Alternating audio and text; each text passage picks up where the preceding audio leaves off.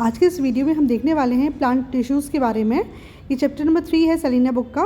Plant tissues जो होते हैं ब्रॉडली दो कैटेगरीज़ के होते हैं, मेरिस्टेमेटिक टिश्यू और परमानेंट टिश्यू। मेरिस्टेमेटिक टिश्यू जो होता है वो डिवाइडिंग होता है, वो लगातार डिवाइड करके नए सेल्स प्रोड्यूस करता है। लोकेशन के हिसाब से मेरिस्टेमेटिक टिश्यू 3 प्रकार के होते हैं, एपिकल, लेटरल और इंटर कैलरी। जबकि परमानेंट टिश्यूज़ को दो ब्रॉड कैटेगरीज में डाला गया है, सिंपल और कॉम्प्लेक्स। जो सिंपल परमानेंट टिश्यूज़ होते हैं वो एक ही प्रकार के टिश्यूज़ से मिलकर बनते हैं और ये 3 प्रकार के होते हैं, पैरेन्काइमा, कोलेनकाइमा और स्क्लेरेन्काइमा। जब पैरेन्काइमा और कोलेनकाइमा में क्लोरोप्लास्ट प्रेजेंट रहता है तब ये क्लोरेन्काइमा कहलाता है। कॉम्प्लेक्स टिश्यूज़ 2 प्रकार के होते हैं, जाइलम और फ्लोएम, और इन दोनों को हम वस्कुलर बंडल्स भी कहते हैं।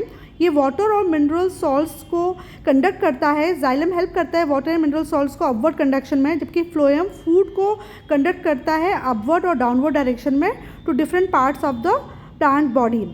तो जो ये फंक्शंस परफॉर्म करते हैं उसके हिसाब से जो हमारे प्लांट के टिश्यूज़ हैं ब्रॉडली 2 कैटेगरीज में हैं, मेरिस्टेमेटिक टिश्यूज़ और परमानेंट टिश्यूज़।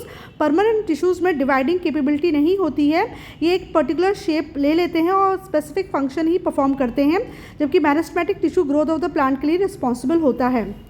ठीक है, तो इस तरीके से हम प्लांट टिश्यूज़ को 2 ब्रॉड कैटेगरी में कर देते हैं और ये सारे इनके पार्ट्स हैं।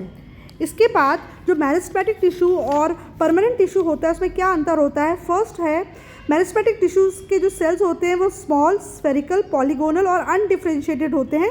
छोटे छोटे स्फेरिकल शेप के, पॉलीगोनल शेप के होते हैं और ये डिफरेंशिएटेड नहीं होते हैं।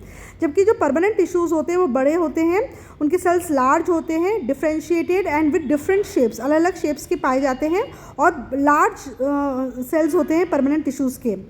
मेरिस्टेमेटिक टिश्यूज़ की जो सेल वॉल होती है वो थिन और इलास्टिक होती है, जबकि परमानेंट टिश्यू की जो सेल वॉल होती है वो थिन और थिक होती है, क्योंकि इसमें डिपोजिशन होता है लिग्निन का।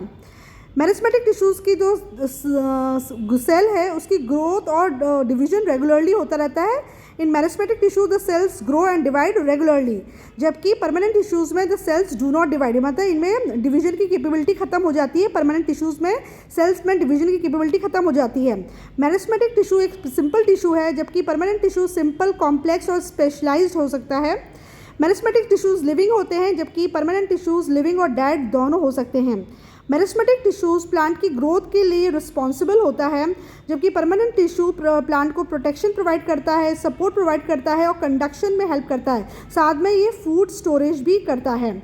आपको पता है परमानेंट टिश्यूज़ में 2 स्पेशल टाइप के कंडक्टिंग टिश्यूज़ पाए जाते हैं, जिसको हम जाइलम और फ्लोएम कहते हैं, और जाइलम और फ्लोएम को एक साथ हम वस्कुलर बंडल भी कहते हैं। Thank you.